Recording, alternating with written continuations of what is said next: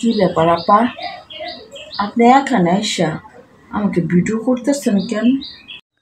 দূর থেকে দেখলাম আপনি যেন কি করছেন, তাই দেখতে চলে আসলাম।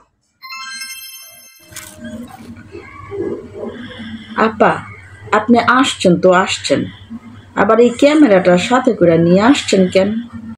আপনি যে আগে আমার একটা ভিডিও করছেন, সেই ভিডিওটা দেখার পর সবাই আমার নজর লাগাই দিছে। এখন আমার পুরা মুখে ঠসা পড়ে গেছে।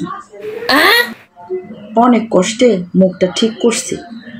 আর এখন যদি আপনি আবার ভিডিও করে ছাড়েন, তাহলে কিন্তু চিরতরে আমার খাওয়া দাওয়া সব বন্ধ হয়ে যাইব।